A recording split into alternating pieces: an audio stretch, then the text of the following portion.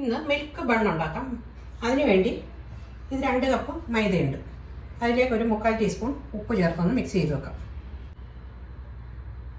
ഒരു പാത്രത്തിലേക്ക് 3/4 കപ്പായത് പാല്, ചെറിയ ചൂടുള്ള, ഒത്തിരി ചൂട് വേണ്ട, ഒരു പൊടി ചൂടോടെ. 3/4 ടീസ്പൂൺ ഈസ്റ്റ്, 2 ടീസ്പൂൺ പഞ്ചസാര.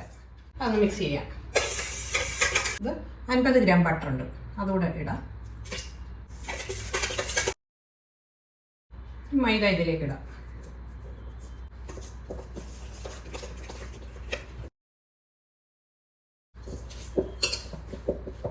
ഇനി നന്നായിട്ട് കുഴച്ചെടുക്കണം. ഒരു 10-15 മിനിറ്റിൽ നന്നായിട്ട് കുഴയ്ക്കണം.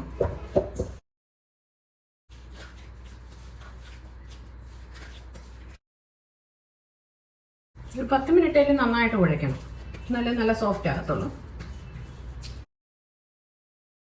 ഇപ്പോൾ ഒരു 15 മിനിറ്റ് നന്നായിട്ട് കുഴച്ചിട്ടുണ്ട്. നല്ല സോഫ്റ്റായിട്ട് കുഴച്ചിട്ടുണ്ട്. ഇനി ഒരു പാത്രത്തിൽ കുറച്ച് ബട്ടർ തേച്ചിട്ട് ഇതിലേക്ക് വെക്കാം. കുറച്ച് ഓയിൽ ഇതിൻ്റെ മുകളിൽ ഒഴിച്ച് ഒരു 2 മണിക്കൂർ റെസ്റ്റ് ചെയ്യാൻ വെക്കാം.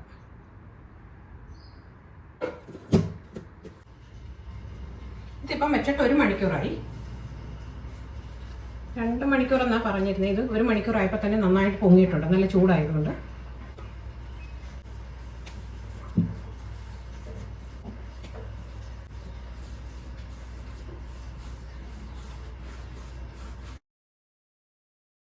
ഇനി മുറിച്ചെടുക്കാം.